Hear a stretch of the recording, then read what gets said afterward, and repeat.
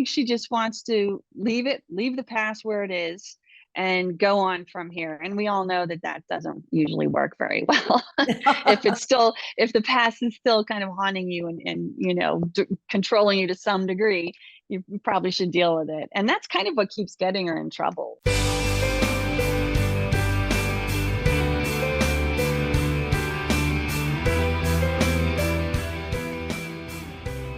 Welcome to our latest episode of Book Reporter Talks To, where our guest today is Tracey Lange, and we're going to be talking about her novel, The CONNELLYS of County Down, which is a Book Reporter Bets On selection. Love this book, loved hearing about this family.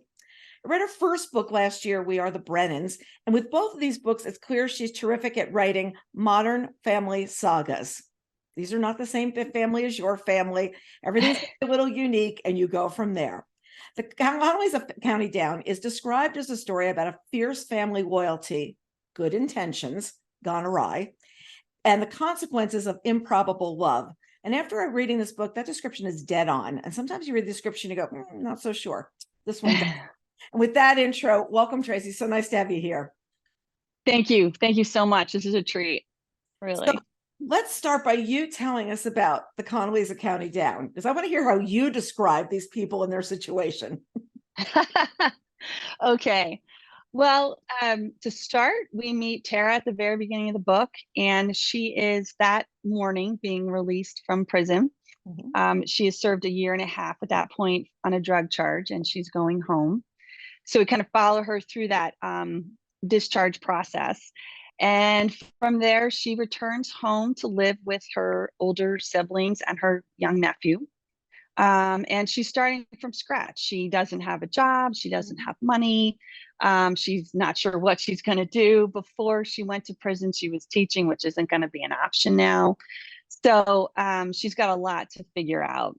And at the same time, she's back home with her older brother and sister, and they are a tight family.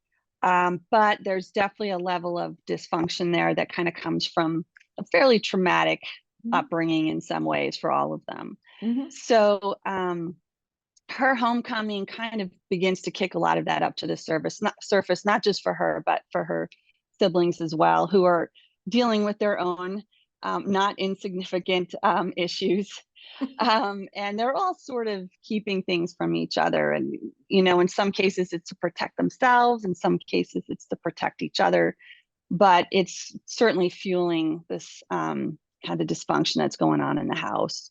So as much as they love each other and root for each other, they kind of gets to a point where they're going to have to really start digging in and unraveling some of these old hurts and secrets if they're going to be able to move on and be healthy together. Yeah. And especially as adults living home, the children coming home and roosting as adults with all adult kind of behaviors as well. This isn't your childhood behavior of like, go to your room, you're driving me crazy. You can't just be snappy with them because you have to realize that these are people that have much bigger agendas than what you had when you were little. And that who's supporting you in her case, like, who's supporting her. And the other thing that's really interesting is she doesn't have a cell phone. And that plays in a lot as the book goes on, is the fact that everybody's going, we need to get you a cell phone. We need to get you a cell phone. And it's true because you can't find anybody, you can't have a quick conversation if they don't have a cell phone. And it keeps coming up. And I love that part, Yeah, that seemed like a fun, of course she came out of prison, didn't have one, and she should get one, but there's a financial issue. And part of her kind of likes not having one.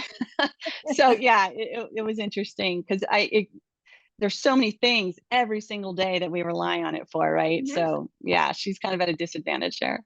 Yeah, I walked out. We went out for dinner the other night, and I walked out and I goes, "Where's my phone? Where's my phone?"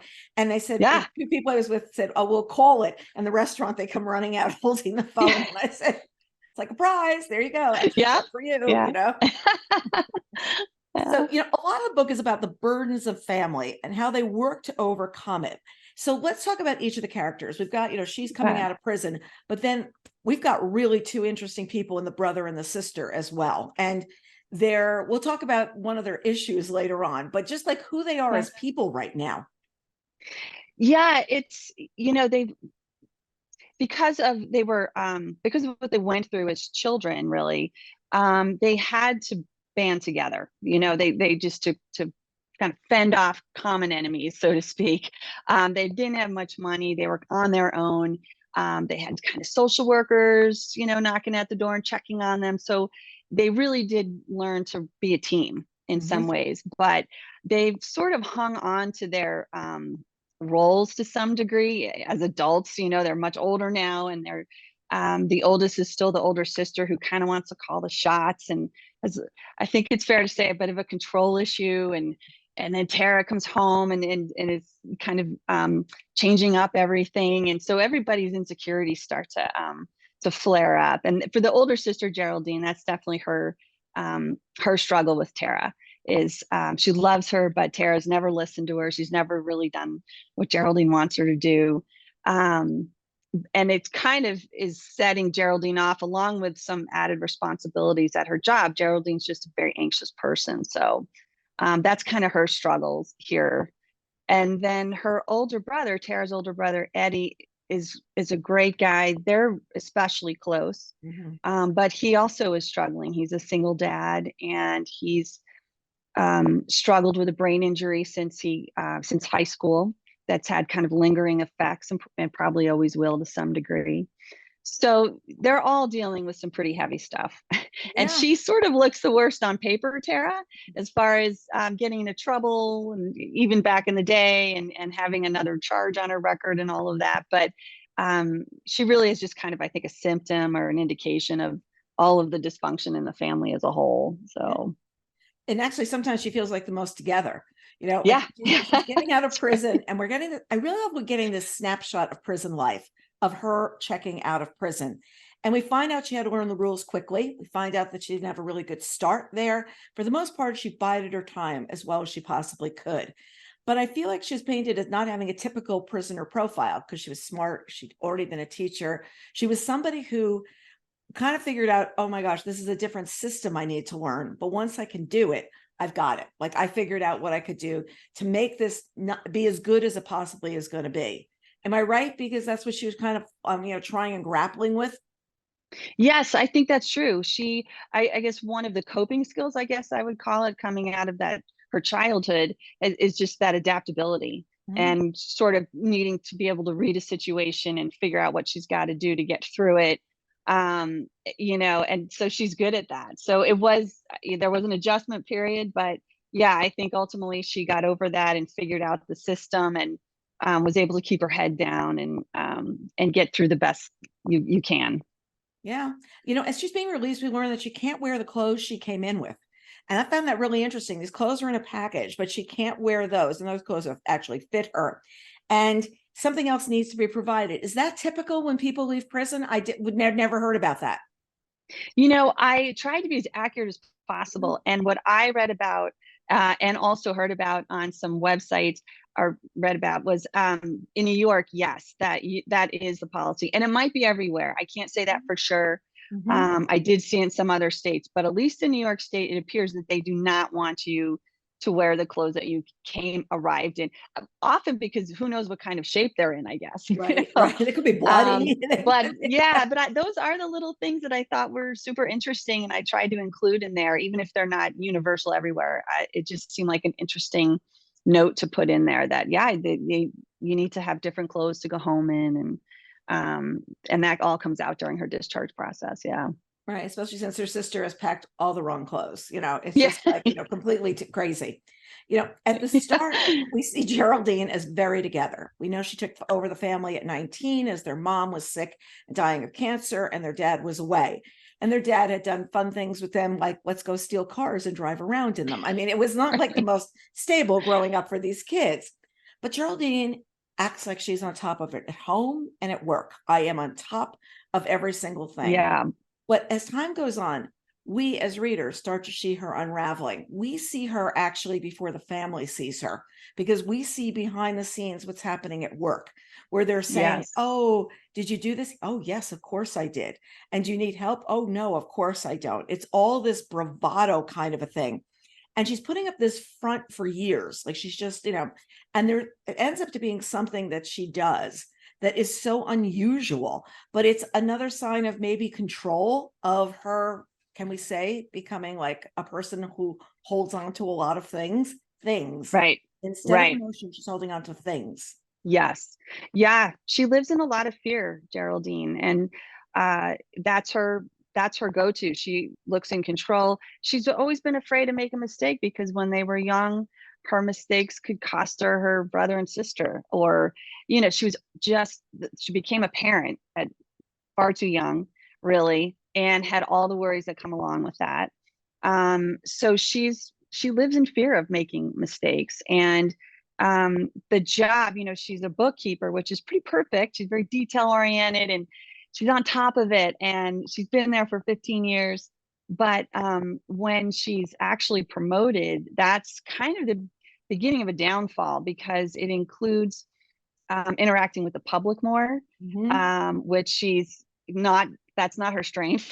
Right, right. She's good with the numbers and the books. And so that starts to sort of overwhelm her. And yet she doesn't want to appear overwhelmed. She needs help, but she's afraid to ask for it. So she's really in a no-win situation. And then meanwhile, at home, her sisters come home and kind of knocked all the routine out of, off center. And so she's just, the more out of control she feels, the more she's trying to appear in control. But you're right. It kind of sneaks up on her siblings because as far as they know, she's always been that way. They don't realize that it's going to another level. Yeah. With her. And she's doing some things that are so like illegal, but she's just like, okay, I'll do this and then that'll work.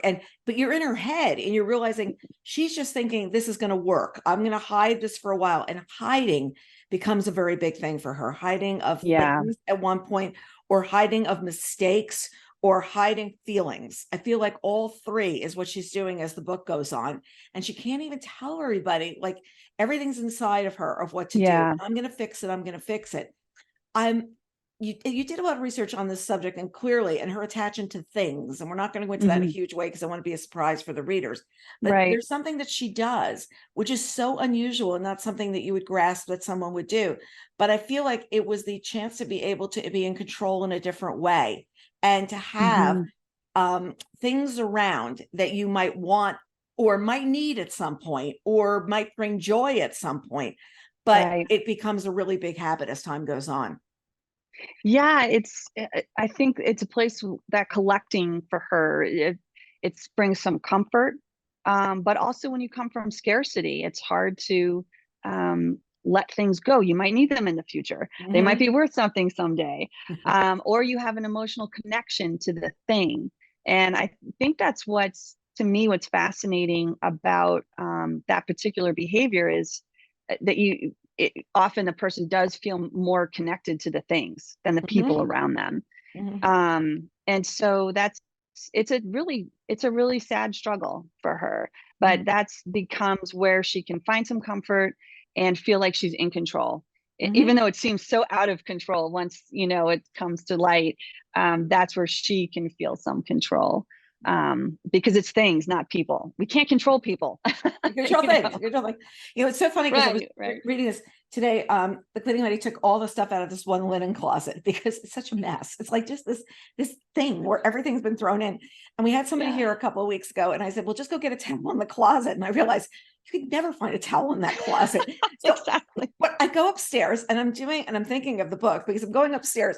And we don't have a single bed in the house, but why get rid of the single sheets? So I'm going to put them on a shelf, and then I'm going to have the doubles on a shelf. Right. And then I'm going to have these blankets I knitted because we need to hold on to them for some reason. And then she did say all the pillows can go. And I was like, yeah, that's great. All the pillows are going. But it's this closet where, and I was thinking of the book when I was doing this because I'm sitting there going, oh, but we should really hold on to these. These were like really cute things. And I'm like, yeah. So I'll have my husband do it tonight and it'll all go in the garbage. Yeah, it's tough. And I think that behavior is largely misunderstood by a lot of people too. And it's nothing to do with, being lazy or cheap it's really not about that. So, yeah. And I worked in the mental health field for a long time before writing. And so that is a behavior I saw, and I was in those homes. And so I did have some experience with that. And it just seemed like that would be somewhere she would go, that particular character. Yeah. I'd be like, you could spend an hour with me in the closet. It'd be fine. But you worked in behavioral health for years, and did that find its way into your work? Like, I mean, you started writing later in life, but you have all this background of families you've spoken with, behaviors you've sat and watched. Do you go into the book thinking, how am I going to, put this in, or does this happen? Do the behaviors happen when you have the characters later? Which is it, chicken or egg? I land on the characters, and then kind of my experience sort of filters in, like I didn't know exactly what I was going to do with Geraldine, for example. When I started, I kind of knew she'd have some control stuff, and but my history working with that just sort of fed it. I don't go in thinking, oh, I'm going to have a character who does this particular behavior, but certainly it all kind of fuels my work for sure. I worked with families all over the country, different walks of life, and I just always found their circumstances so compelling, their stories. And so I love studying human nature. I think that's why I love to read, and writing is an extension of that, kind of processing all that stuff. So all of that work fuels my stories for sure. And it's normal families. It's people that on the outside, if you saw them, you'd say, oh, their mom's been gone for years, but those are the Connellys. That's what the Connellys do. And oh, look Right. at, he's going to work, she's going to work, but they're sitting down at the meals and everything like that. It becomes different. There's strife. There's tension throughout, but there's a lot of love and loyalty, and it makes people think, how far would they go for that loyalty? And it brings in Brian Nolan, the police officer who arrested Erin, who arrested Tara, and has never quite believed her story. He's the guy who arrested her, but he's also the guy who, we could say this because it happens really early in the book, is taking her home from jail. And it's like, wait a second, you're the guy. And she's sitting there like, look, why are you here? And why are you doing this? But her sister hasn't showed up. She doesn't have a way to get home. She doesn't have a phone. She doesn't have anything to do. She can't Uber her way out of this. So instead, this arresting officer showed up, and it's kind of like he doesn't quite believe what's happened with her the last 18 months. He feels that she's hiding something, which she is, which she completely is. But let's talk about him, because it's got to be something to pull up and say, I'm going to help you, the woman I arrested get out of jail. Let me see what time it is. Let me go swing by prison, Yeah, he had landed on Brian pretty early. There was something about the idea. He's such a decent guy, and he's good at what he does. He's very ethical, but there's just been this case that he worked that has bothered him, and he's not sure why. He doesn't feel like he did anything wrong, and he didn't. But he's never, like you said, he's never quite believed her story, or at the very least, he just has questions about it. And so he has, sort of thought about her while she's been gone. And I just thought that would be a really fun way to bring him in. He shows up that day, not for the purpose of driving her home, but he does end up offering her a ride. And she has to take it. She's not happy about it at all. So, to me, that was just kind of a fun way to bring him into the story. But that's kind of what I like. He was sort of this guy on the outside that just never quite, just always had questions about what happened there. What was she doing, and how did she end up there? So. And the guy on the case is still the case is still open of what the leader of this group was doing. Yes. So he's still thinking maybe now she's going to break down and say something after, 18 months. Maybe now she's going to come clean. Right. And she wants to come clean with him. No secret. She's had too many in her life. And she points that to each of that in her family. And you get the feeling she is going to erase the past instead of trying to forgive it with them. Like she's trying to just erase everything that happened and just go on and just say, let's just skip this. Let's not talk about it anymore. I forgive it. Let's go on.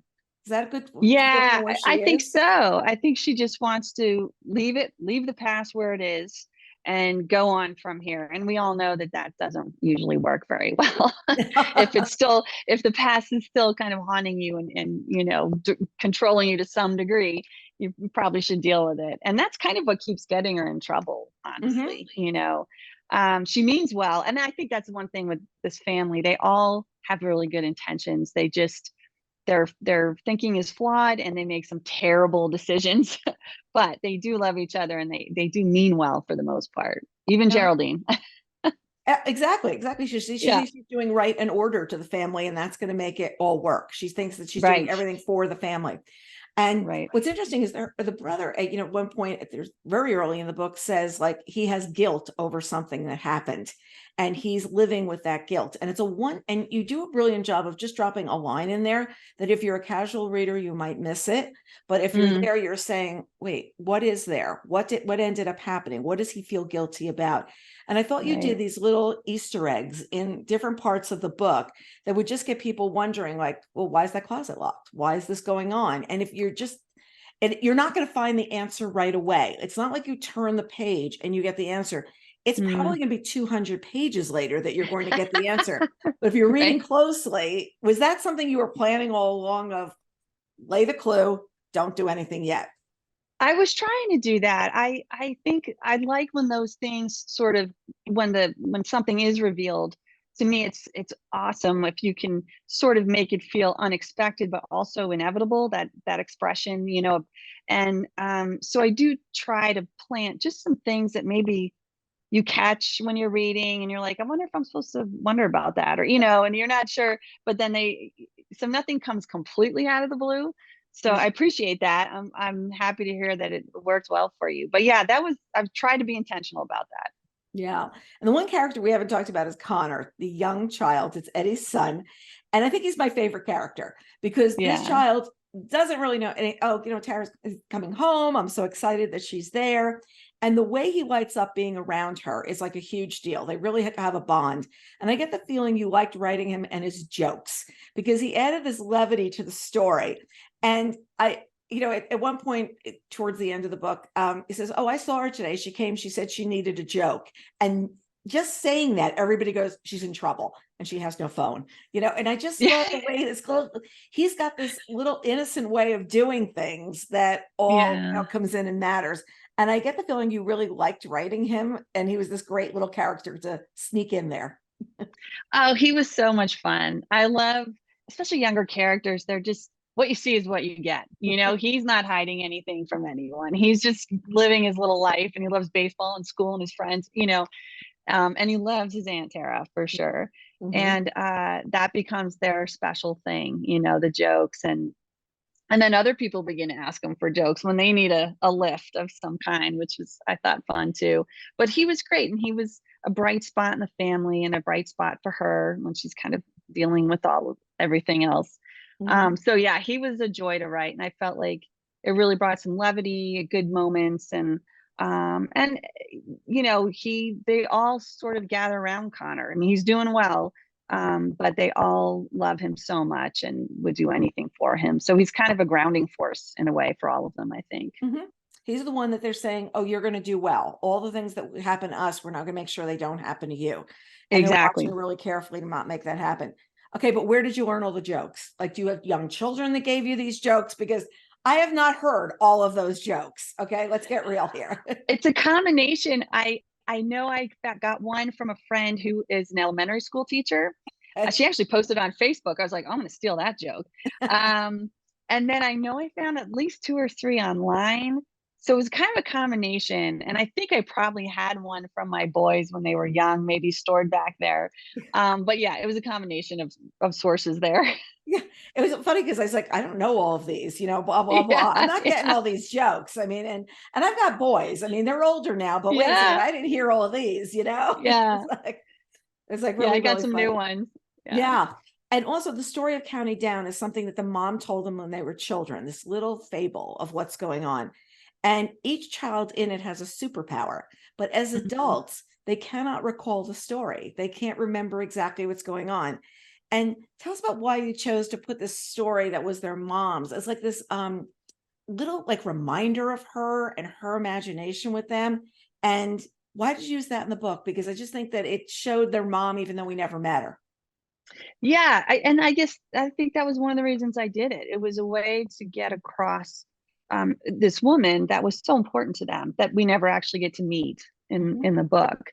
But this was her thing with them. She told them fairy tales, especially one that she created about them, the one that you're talking about.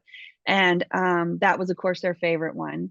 But they do struggle now, at least a couple of them, to remember, especially Tara, what her special power was. And so it's kind of just a question throughout the book that she wonders about, tries to get answers to. And but I thought that would be such a special thing to have that history with mom, get a snapshot of what their interactions were like with her. And then they have this fairy tale that sort of sustains them, even though they don't realize it, I think, most of the time. But it helps get them through and helps them stay connected. So, yeah. And Tara enjoys drawing. She enjoys, and she's very, very good at what she does. In prison, she's done all these drawings for people, for their children, things like that. So she's got this real artistic flair, which is interesting because in the rest of the family, okay. So Geraldine's got some talent for being in control and with numbers and whatever, but she does get in deep on that. But meanwhile, Tara's got this imagination, and it's gotten her through because it took her almost to a different world while she was in prison. But she's also being able to give that to Conor. Like when she comes home, it's like, I'll draw for you, I'll do this and that. And it's a very interesting way that she relates to people by doing this thing that's not, something that you would normally be speaking with people. Sometimes she'll do a drawing instead. And I thought that was a really good thing to have as a character. Yeah. And I think, a lot of that comes from her mom. The fairy tales are important. And she gets into this a little bit in the book, the idea that her mom, coming from Northern Ireland and living there when things were very tense, that the fairy tales kind of helped her get through that time.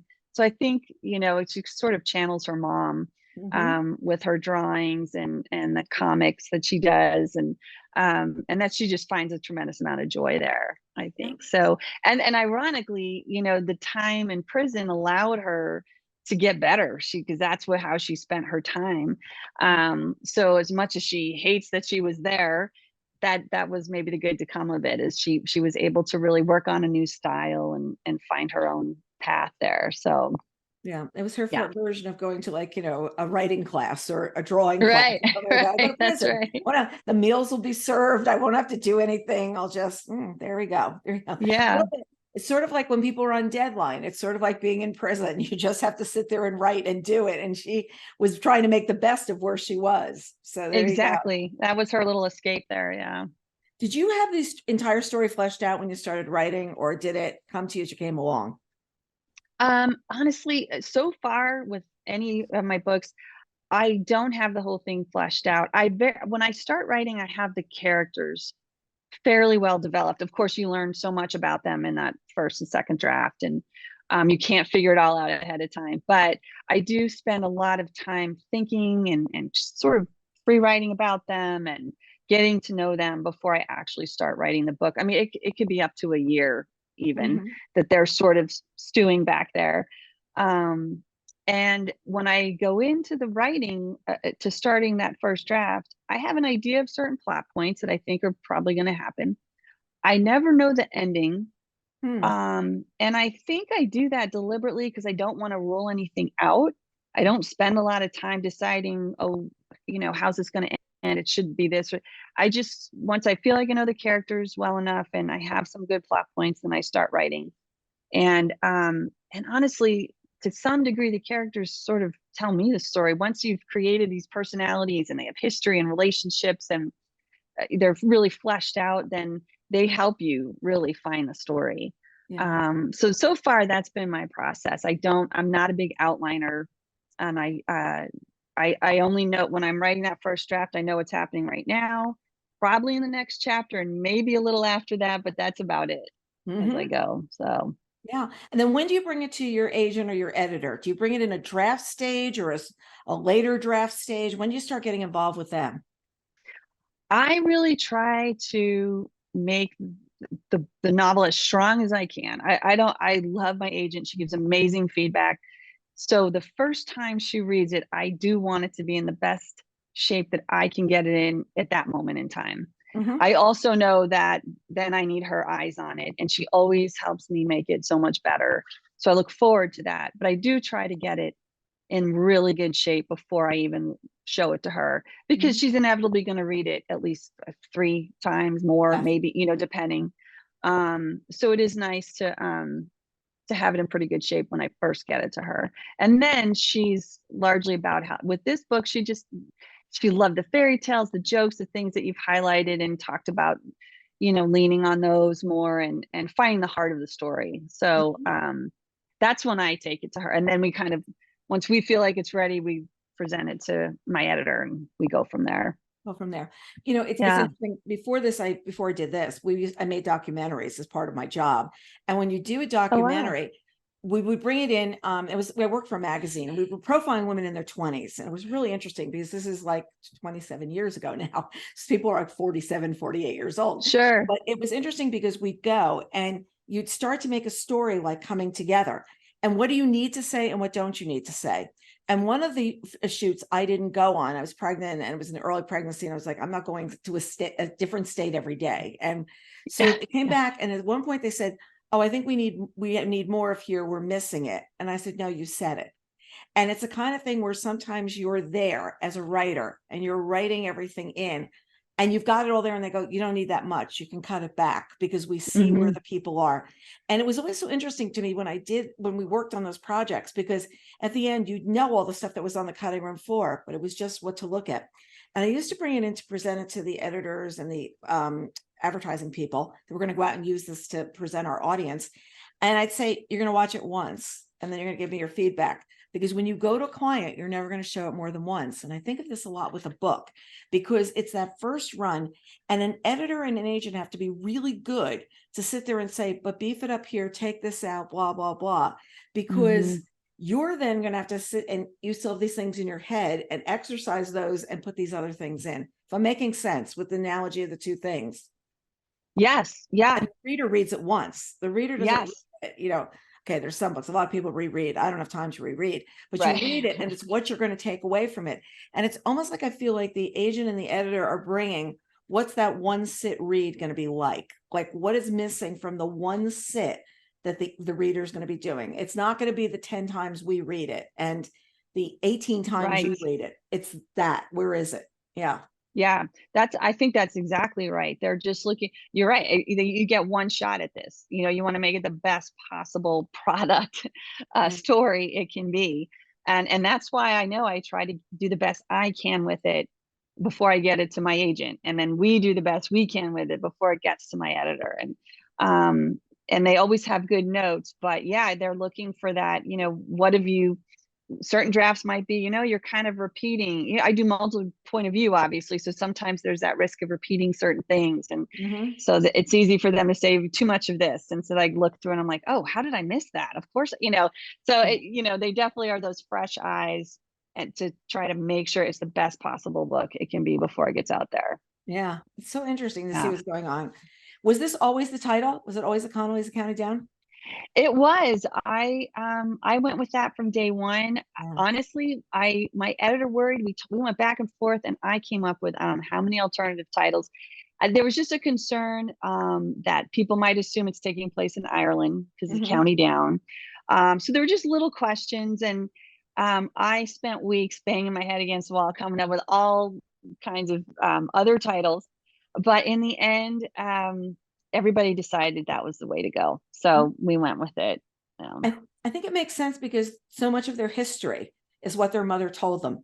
And so much of like the superpowers and all these things that got them through, that their history as a family is what's getting them to this point, and they're going to have to get through it with it. And at the beginning, I was wondering, I said, does this take place in Ireland? What's going on? Blah, blah, blah. Look, my last name is Fitzgerald. I'm zero Irish, but it was like my husband's name. It was easier to spell than mine, so that's the reason we went with it. But it's really interesting because are they going to be thinking of that, or the way the script is done and the way the cover is done, and also knowing that you wrote "We Are the Brennans," I immediately knew this is going to be another family kind of a story, and I enjoyed that one too because it was, you really feel like you're living with these people. You feel like, oh, you're having breakfast, lunch, and dinner with them because you are in the book, right? Who's skipping what and who's mad at what, and dinner's gonna be on the table and this is what it's gonna be. And she's like, my night to make dinner. What am I gonna do? Yeah, sure. Yeah, definitely. On and yeah, on. I was happy we stuck with that title personally because that's my dad's from County Down. Oh, okay. So there you go. Yeah, that was a nice bonus. And the cover is really beautiful. The cover actually looks like, this garden. We're seeing this garden. So was this always the cover? And what's the significance of the way the whole thing got pulled together? I wish I could take any credit, but like the first book, my publisher designed that. And as soon as I saw it, I was so excited. I just thought it captured it perfectly. To me, it captures the fairy tales. They're kind of beautiful, but there's some darkness there usually in fairy tales. And I just thought it captured it perfectly. So I liked it. In my mind, this is kind of the forest they had to get through, right, to on their fairy tale adventure. So Yes. I thought it was perfect. Yeah. Right onto the back as well. It's like really pretty. Yeah. Really pretty. Yeah. How about the audio? Barry Prynick is the narrator for the audiobook. Yes. And she also did We Are the Brennans. Is she like a family kind of a good narrator? So tell me, I take it you picked her. I take it you picked her. Yeah, I mean, my publisher found her, and I was so excited, particularly with Brennan's. She had the Northern Irish accent down perfectly. I have lots of family over there. My dad's from there, so I know that accent, and she just had it down. It's different than the rest of Ireland. So anyway, that I was so excited, and she did an amazing job with the first book. So when she was willing to do the second one, I was on board 100%. And I've seen so many rave reviews. People love her narration. So yeah, it's a favorite. She's a favorite. Yeah, she's great. How far along are you on the next book? That's going to be the question.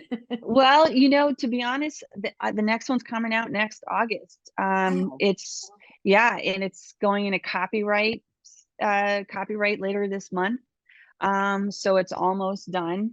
I'm excited about that. So I get to have another one come out in the world in a year. So. And it was 2 years between the others, wasn't it? It was. Okay. That's right. 2 years. Yeah. Yeah. I'm seeing there. I just happened to, that third one kind of went quickly, and I presented it, and they were like, okay, let's do this next year. I was like, great. Terrific. Yeah. No, and it's nice because then you can sit there and work about book 4, because it's not like you can just absolutely stop, Yeah. That's what I want to do. I want to keep going. That's my goal. So yeah. And it's also nice to have something already handed in when you're doing promotion for the next book, because to sit there and think about those characters at the same time you have the others in your head, it's a lot. So I think that like having the next one in already, and it's like, okay, we're going ahead with this. It's like, ooh, I can talk about the others and really get in bed with it. Yeah, it is interesting to kind of jump out of one and back into the other. And I actually am working on the fourth one now, but it's slowed way down the last, couple weeks, lots going on. But I do always like to have the next one brewing. It's what I think about, like the last thing before I go to sleep at night is those people, those characters, and what's going to happen next. So I do always like to have the next one going in the back of my head. Yeah. Kristen Hannah said it really well. She says, my husband has dinner with me and I'm sitting there thinking about my characters. So there's all these other people inside my head of what's going on, what I'm going to do. And okay, here, you want some more pasta? Very good. Okay. But I know. I know. And it's a real effort not to constantly talk about it. He's very good. He's very patient. He helps me problem solve. Right. But I know there are times like, okay, I've talked enough. I got to let these guys go for a little bit, but yeah, they're always there. Yeah. They're always there, like in your head. It's like really funny. Yeah. How old are your sons now? How old are they? Are they older or they're not? Yes, they're 22 and 20. Okay. So, they come home a lot, but they're out of the house, and but they're part of my process always. And with the, there's a little bit of gaming stuff in Connelly's, and I was able to pick their brains and ask them lots of questions, because I'm not following gamers on YouTube, that's for sure. So, I like to pull them in whenever I can. Yeah, and as you can tell, because it's authentic of what's coming in. There's there. So. Oh yeah. It's been such a pleasure. Thank you so much for joining me. It was nice to get to hear the background on the book, because I really enjoyed it as I was reading it. Thank you so much. This was great. This was wonderful. Really good. And we hope to see you next time. Absolutely. Like next August, we'll line you up. Great. Let's do it. And to our readers, look forward to seeing you next time on Book Reporter Talks To, where you can find us on YouTube, on the Book Report Network, or Book Reporter Talks To, wherever you listen to podcasts. So thanks so much, everybody.